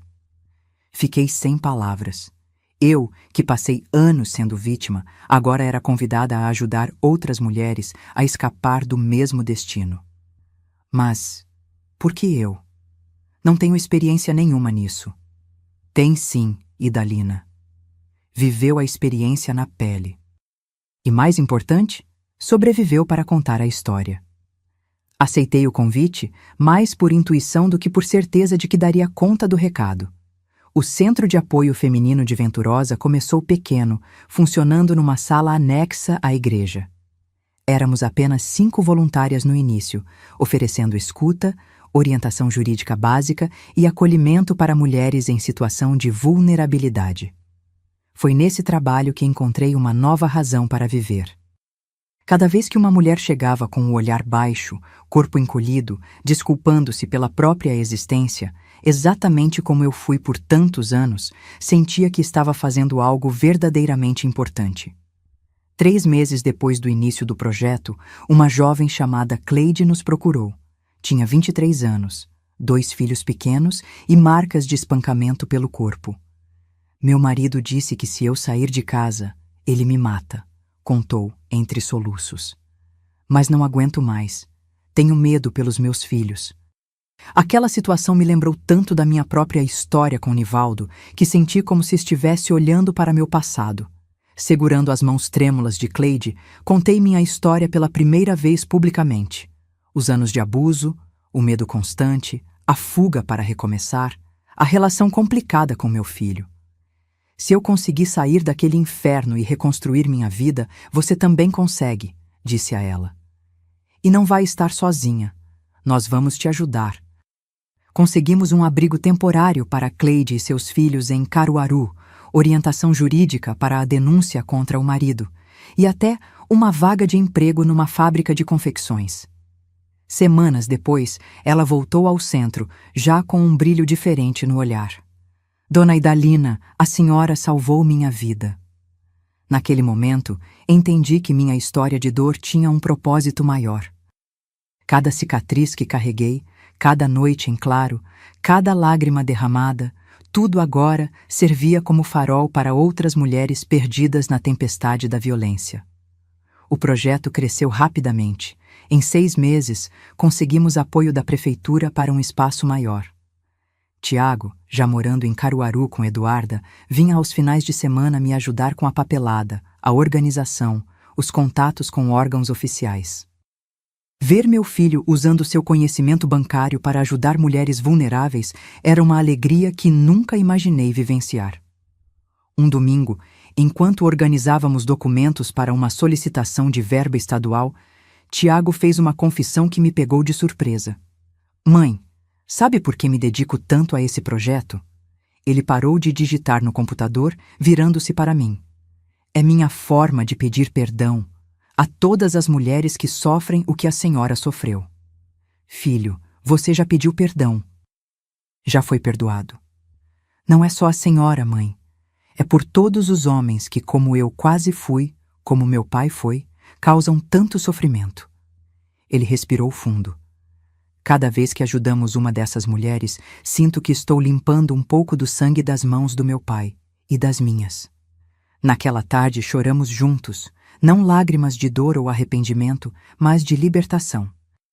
A barra de ferro que um dia esteve entre nós tinha se transformado em uma ferramenta de reconstrução, não apenas de nossas vidas, mas das vidas de tantas mulheres que cruzavam nosso caminho. Em 2014, 3 anos após o terrível episódio do quase casamento, recebi uma ligação de Tiago. Mãe, Eduarda e eu vamos nos casar e queremos que a senhora seja nossa madrinha. O casamento aconteceu em Caruaru, numa cerimônia simples, mas emocionante. Eu, que um dia pensei que jamais veria meu filho formar sua própria família, agora estava ali, ao lado dele no altar, abençoando sua união com uma mulher maravilhosa que o ajudou a encontrar equilíbrio. Durante a festa, enquanto observava Tiago dançando com sua noiva, Eduarda se aproximou de mim. Dona Idalina, queria agradecer à senhora. Agradecer pelo quê, minha filha? Eu que agradeço por fazer meu filho feliz, por não ter desistido dele. Muitas mães teriam cortado relações depois do que aconteceu.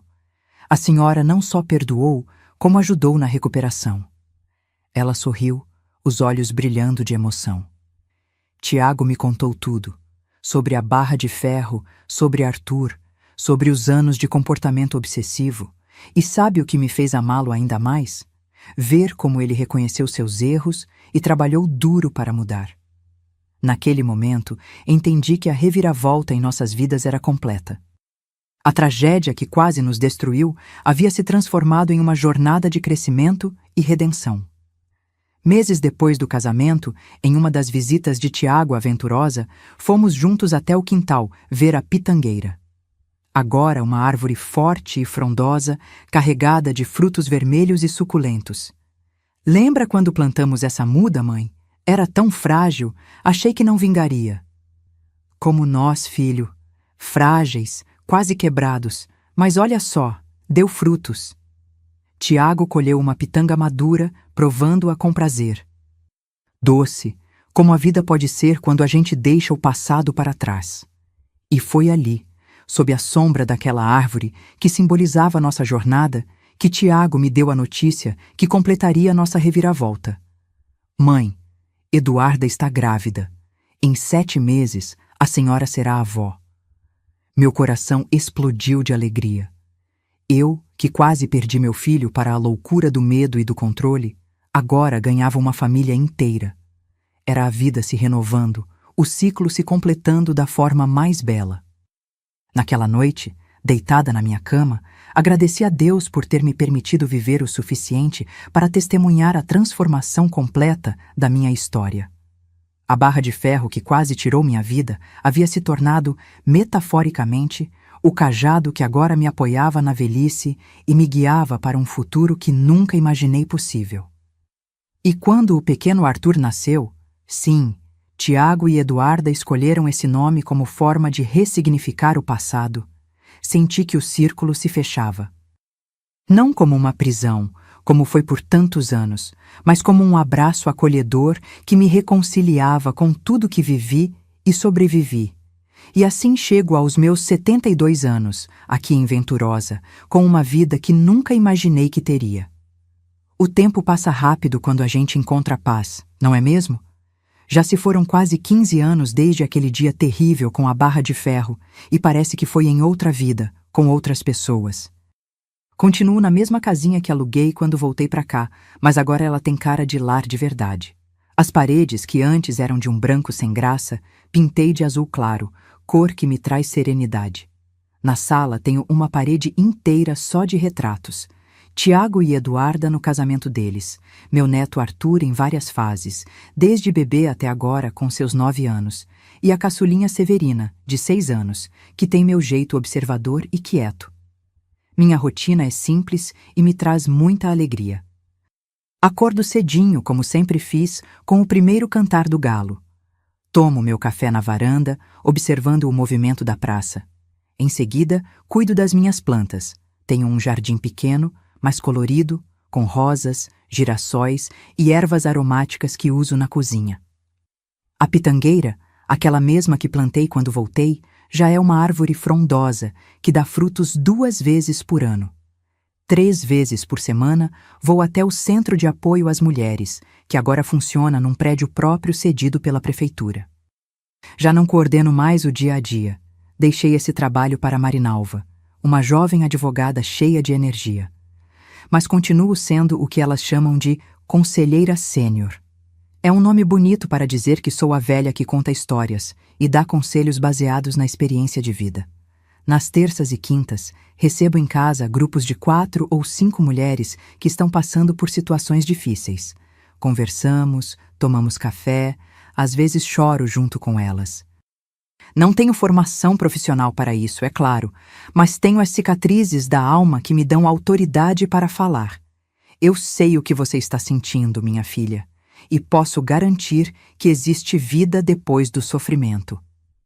Nos finais de semana, a casa fica mais alegre. Tiago e Eduarda vêm de Caruaru com as crianças. Arthur, meu netinho mais velho, é fascinado pelas histórias do Agreste que eu conto.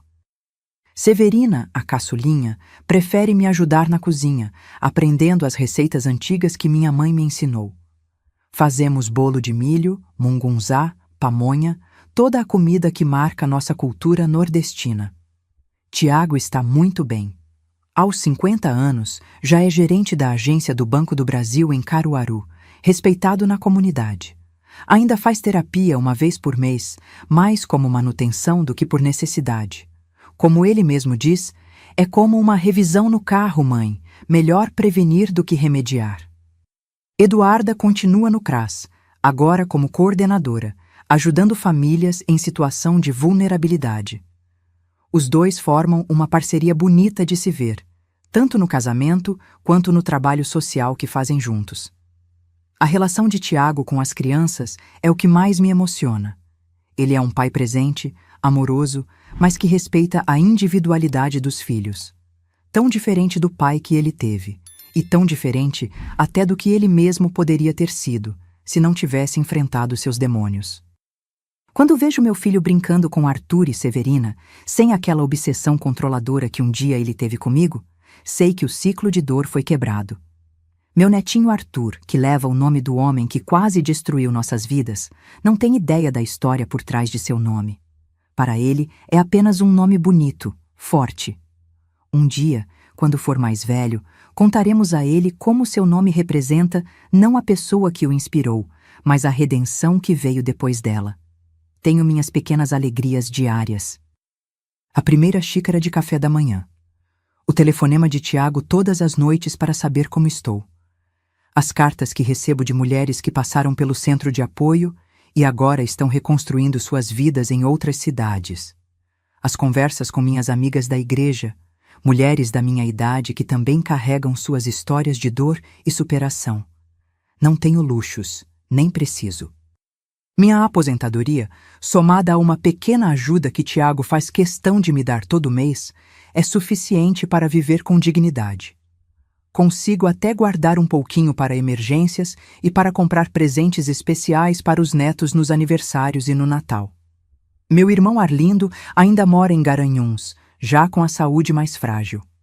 Vou visitá-lo uma vez por mês, passando o fim de semana com ele e Zilda. São momentos preciosos, onde relembramos nossa infância, os pais, os irmãos que já partiram. A velhice tem dessas coisas. Nos reconcilia com o passado, mesmo com as partes dolorosas. Há 3 anos, recebi uma notícia inesperada. Arthur Mendonça, o homem que quase se tornou meu marido, havia morrido na prisão. A informação veio através de Bernardo, que continua na polícia e sempre mantém contato. Confesso que não senti nada, nem alegria, nem tristeza, nem alívio. Era como se aquela história pertencesse a outra pessoa, não a mim. Apenas agradeci a Bernardo pela informação e continuei meu dia normalmente. Aquele capítulo já estava fechado há muito tempo.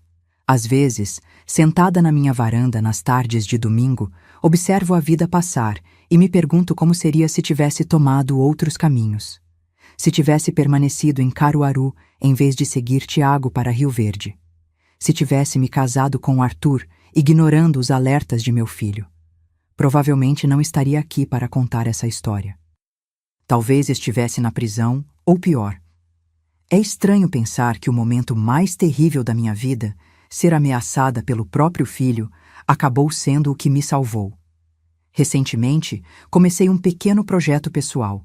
Estou escrevendo minhas memórias num caderno para deixar para meus netos. Não é um trabalho organizado como um livro. São apenas histórias, reflexões, conselhos. Quero que eles saibam de onde vieram, as dificuldades que sua avó e seu pai enfrentaram para que eles pudessem ter a vida tranquila que têm hoje. Quero que entendam que a força que corre nas veias deles foi forjada no sofrimento, mas também no amor e na superação. No centro de apoio, criei um ritual com as mulheres que conseguem sair de situações de violência. Levamos uma muda de planta, geralmente uma flor resistente como dama da noite ou 11 horas, para que plantem em suas novas casas. Essa planta, digo a elas, vai crescer junto com sua nova vida. Cada flor que abrir será um lembrete de que você também pode florescer depois da tempestade. No mês passado, uma dessas mulheres, Josefa, voltou ao centro 5 anos depois de ter passado por lá. Trouxe nos braços uma dama da noite adulta, cheia de flores. Dona Idalina, minha planta ficou tão grande que precisei replantar. Trouxe um galho para a senhora, para que outras mulheres possam ter a mesma chance que eu tive. Naquele momento, chorei como há muito não chorava. Era a confirmação de que o trabalho que fazemos tem sentido, tem continuidade. Minha saúde, graças a Deus, ainda é boa para uma senhora de 72 anos. Tenho pressão alta controlada com remédios, uma artritezinha chata nos dias de chuva e a vista já não é mais a mesma. Uso óculos para ler e costurar. Mas ainda caminho todos os dias até a praça. Ainda cozinho meus próprios alimentos, ainda cuido da casa sem precisar de ajuda. Tiago sempre insiste que eu deveria ter alguém para me ajudar, mas gosto de fazer as coisas do meu jeito, no meu tempo. As noites são o momento mais solitário, não vou negar. Quando todos os afazeres estão resolvidos, quando a casa está em silêncio, às vezes a memória traz de volta os momentos difíceis. Lembro de Nivaldo, de suas mãos violentas. Lembro de Tiago, encurralando-me com a barra de ferro. Lembro de Arthur, de seu sorriso falso que escondia tantas mentiras. Mas aprendi a não deixar essas lembranças me dominarem. São apenas fantasmas, não podem mais me machucar. Tenho um ritual para essas horas difíceis. Vou até a cozinha, faço um chá de erva cidreira colhida do meu próprio jardim, sento na cadeira de balanço e abro o álbum de fotografias. Vejo as fotos dos meus netos, do casamento de Tiago e Eduarda, das mulheres que ajudamos no centro. E lentamente, as sombras vão se dissipando, dando lugar à gratidão por estar viva, por ter sobrevivido, por ter transformado tanta dor em algo útil e bonito. Nunca mais me envolvi romanticamente com ninguém depois de Arthur. Não por trauma ou medo, mas porque descobri uma verdade simples. Estou bem comigo mesma. Meu coração está preenchido pelo amor dos meus filhos, dos meus netos, das amizades que cultivei, do trabalho que faço. Se um dia aparecer um companheiro, será bem-vindo. Mas não é mais uma necessidade, como já foi um dia. A vida me ensinou que somos mais fortes do que imaginamos, que podemos sobreviver a coisas que pareciam impossíveis de suportar, que às vezes nossa salvação vem das mãos mais improváveis, e que é possível transformar as piores experiências em sabedoria e compaixão. Quando olho para trás, para a menina que saiu de Venturosa, para a jovem que suportou um casamento abusivo, para a mãe que criou um filho sozinha, para a mulher madura que quase caiu na armadilha de outro homem perigoso, para a senhora que voltou às raízes para se curar, vejo uma linha contínua de aprendizado e crescimento, e tenho orgulho dessa jornada com todas as suas cicatrizes. Hoje, sentada na minha varanda em Venturosa, observando o pôr do sol pintar o céu de laranja e rosa, posso finalmente dizer que encontrei a paz. Não é uma paz perfeita ou constante. A vida real não funciona assim. É uma paz que convive com a dor das lembranças, com as preocupações cotidianas, com a consciência da própria mortalidade. Mas é genuína, é minha e foi duramente conquistada. E quando meus netos perguntam como consegui chegar até aqui, respondo com uma frase simples que virou meu lema de vida. A gente não escolhe todas as tempestades que enfrenta, mas pode escolher como sairá delas, afogada ou nadando até a praia. Eu escolhi nadar. E aqui estou, na praia da minha velhice, olhando para o horizonte com a certeza de que, apesar de tudo, valeu a pena. Meus queridos, cheguei até aqui depois de muita luta. A história que contei não é só minha. É de tantas mulheres que vivem presas em relacionamentos que machucam a alma. Aprendi que a idade não define nossa força. Aos 60 anos, quando muitos pensam que a vida está acabando, descobri que a minha apenas começava. Minhas rugas são mapas de sobrevivência, cada uma conta uma história de dor superada. A vida me ensinou que até na escuridão mais profunda, nossa luz interior nunca se apaga. Mesmo nos meus dias mais escuros, quando Nivaldo me agredia, quando meu próprio filho me encurralou com aquela barra de ferro, havia uma centelha de esperança que se recusava a morrer. Descobri que somos mais fortes do que imaginamos, especialmente quando pensamos que não aguentamos mais. O ser humano é como a caatinga, parece morrer na seca, mas basta uma chuvinha para renascer. Minha história não é sobre o que fizeram comigo, mas sobre como escolhi responder. Eu e Tiago poderíamos ter nos tornado pessoas amargas, perpetuando o ciclo de violência. Em vez disso, escolhemos a cura, o perdão, a transformação. O abuso deixa cicatrizes invisíveis, mas podemos florescer mesmo depois da tempestade. Como minha pitangueira que plantei ao voltar para a Venturosa, que começou frágil e hoje dá sombra e frutos. Se você está passando por uma situação de abuso, busque ajuda. O primeiro passo é o mais difícil, mas é também o mais importante. Lembre-se, você não está sozinha. Sua história ainda tem muitos capítulos para serem escritos, e você é a autora principal dela. Peço de coração que se inscrevam no canal e ativem o sininho. Cada história compartilhada aqui pode ser a luz que alguém precisa para encontrar o caminho de saída. E se essa história tocou seu coração, deixe nos comentários a palavra recomeço. É uma palavra poderosa que carrega tudo que aprendi nesses 72 anos, que sempre podemos começar de novo, não importa o que aconteceu antes. Faça isso agora. Sua mensagem pode ser o abraço que alguém precisa nesse exato momento. Daqui da minha varanda em Venturosa, contemplando minha pitangueira que cresceu junto com minha libertação, envio a cada um meu abraço de vovó. Que encontrem força nos dias difíceis e paz no coração, mesmo nas tempestades da vida.